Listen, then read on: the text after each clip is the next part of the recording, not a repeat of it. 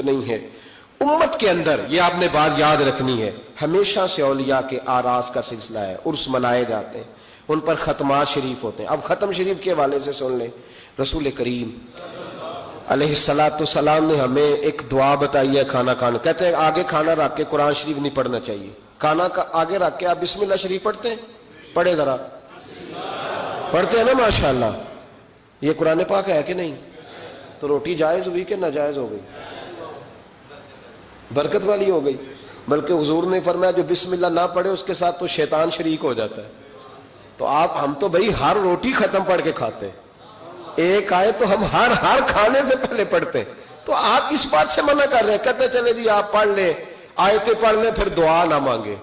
لو سن لو، سامنے کھانا رکھ کے دعا، کس بات میں الجھ گئے یار؟ امت کو بڑی بات بتاؤ، دنیا بڑی آگے چلی گئی، انہیں آگے لے کے جاؤ، تم کیا کر رہے؟ کہنے لگا جی دعا نہ مانگے، توجہ کرنا میری بات پہ، کھانا آگے رکھ کے نہ مانگے۔ تو میں نے کہا تو سائڈ پہ رکھ کے مانگ لیا کر، کھانا دور رکھ لیا، دعا یہاں مانگ لی، ہمیں کوئی اعتراض، لیکن مانگا کر، دعا مانگا کر۔ اب حدیث مسلم سن لیں، صحیح مسلم کی حدیث ہے، رسول کریم علیہ السلام کے صحابہ تبوک سے واپس آ رہے تھے، اور وہ سینکڑوں میں نہیں ہزاروں میں تھے، کھانا ختم ہو گیا، پانی بھی ختم ہو گیا، صحابہ کرام نے مشورہ کیا اب اس طرح کرتے ہیں، ایک ایک اونٹ ذبح کرتے ہیں، ذبح کر کے اونٹ پکانا شروع کرتے ہیں۔ ختم شریف کی بات عرض کر رہا ہوں کیونکہ اب ختم ہو گیا، سارے جمع ہو کے حضرت عمر کے پاس گئے، کہنے لگے حضور اس طرح کریں، ہم ایک ایک اونٹ اب ذبح کریں گے اور اسے کھائیں گے۔ حضرت عمر فرمانے لگے اونٹ ذبح کر لو گے تو سواری کس پہ کرو گے؟ کہ حضور پھر کیا کریں؟ فرمایا جتنا جتنا کھانا تمہارے پاس ہے نا میرے پاس لاؤ۔ کسی کے پاس اتنی سی کھجوریں تھیں، کسی کے پاس آدھا کلو سرکہ تھا، کسی کے پاس چند بچے ہوئے ٹکڑے تھے، سارا کچھ حضرت عمر کے پاس لائے۔ جناب عمر نے اپنی چادر میں، اپنے صافے میں سارا کچھ باندھا، سیدھے دروازہ رسول پہ پہنچ گئے، نبی کریم علیہ السلام کے آگے کھانا رکھ کے، آگے لنگر رکھ کے حضرت عمر کہنے لگے یا رسول اللہ ذرا برکت کی دعا کر دے، ہزاروں میں لشکر ہے۔ یہ نظریہ ہے جناب عمر فاروق کا، یہ طریقہ ہے حضرت عمر کا، نہ اس طرح کرو، امت کو نہ لڑاؤ۔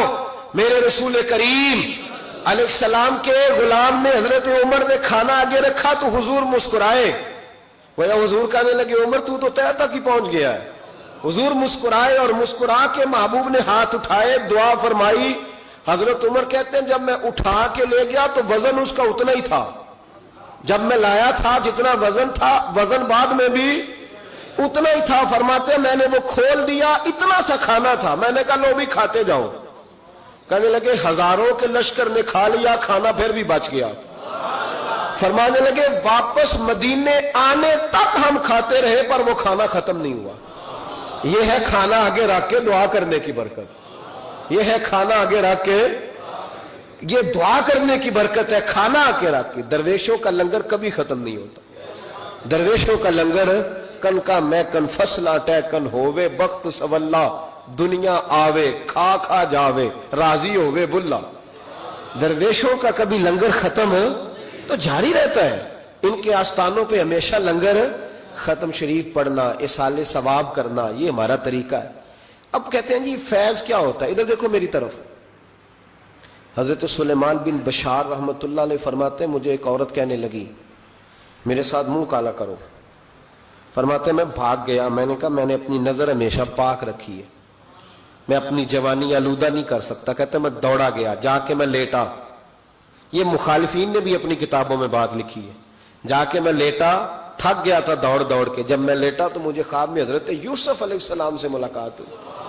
کہنے لگے اٹھ میرے سینے سے لگ، تو نے حضور کا امتی ہو کے وہ کام کیا ہے جو میں نے نبی ہو کے کیا تھا۔ آپ جس سے جو تعلق رکھتے ہیں نا وہ تعلق بن جاتا ہے، وہ تعلق بن جاتا ہے۔ یاد رکھیں مزار والے اولیاء اللہ سے، حضرت یوسف مزار میں تھے نا اس وقت۔ چلے آپ کو حدیث سنا لیتے ہیں، چونکہ میرے مرشدان عالی مرتبت کے آراز چل رہے ہیں تو میری طبیعت بڑی اشاش بشاش ہے، میں تھوڑا سویا ہوں، رات پورا نہیں سو سکا، پر پھر بھی نہ طبیعت پہ کچھ تھکن ہے